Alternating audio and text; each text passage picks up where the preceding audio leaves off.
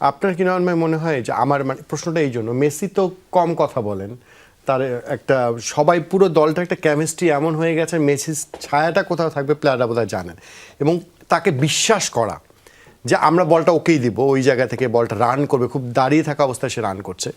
এরপরও মার্টিনেজের আর একটা ভূমিকা থাকে, ও একটা ক্যাপ্টেনের মতো অনেকটা ওই জায়গায়।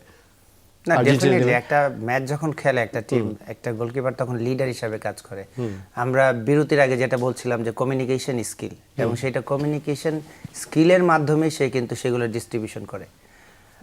তো আমি বলবো যে গতবার বিশ্বকাপ জেতার পেছনে মেসি যেরকম অবদান ছিল, মার্টিনেসের সমানভাবে অবদান ছিল। এবং আপনি প্রথম দিকে অনুষ্ঠানে যেটা বলছিলেন যে one of the best save world কাপের, কিন্তু আমি বলবো যে পৃথিবীর ইতিহাসে এই পর্যন্ত যতগুলা কি বলবো সেভ হয়েছে বেস্ট, এইটা ওয়ান অফ দ্য বেস্ট এই কারণেই যেহেতু এটা ফাইনাল খেলা ছিল।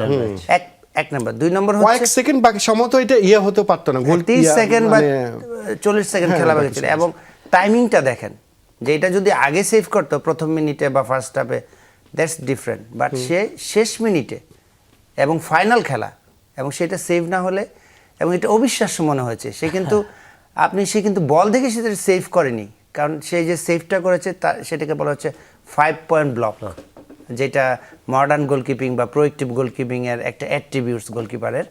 এবং সে যেটা করেছে যে বুঝতে পেরেছে সে সেটা ভলি মারবে, এবং ডিস্টেন্স ছিল লাইক 6 ইয়ার্ড বা 7 ইয়ার্ড, এবং তার বডিটাকে এমনভাবে সে স্প্রেড করেছে যে বারে যদি মারে তাহলে তার শরীরে মারতে হবে, কারণ বল যখন মেরেছে এবং যখন ব্লক করেছে সেটা আমি মনে করি 200 মিলি সেকেন্ডের মতো, হয়তো বা 200-300 মিলি সেকেন্ড সময় পেয়েছে।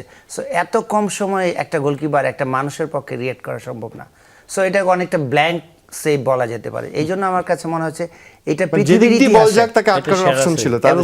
ইতিহাসে one of the best save পৃথিবীর ইতিহাসে। আমরা হয়তো অনেকে যে লেভিয়া সিন অনেকের খেলা দেখিনি, সত্যি কথা, যেটা আমাদের চোখে যে লাস্ট ওয়ার্ল্ড কাপের এটা বেস্ট, অবভিয়াসলি এটা আপনি মানে 1-2 এর মধ্যে থাকবে বিগত 2-3 দশকের মধ্যে যদি আমরা বলি।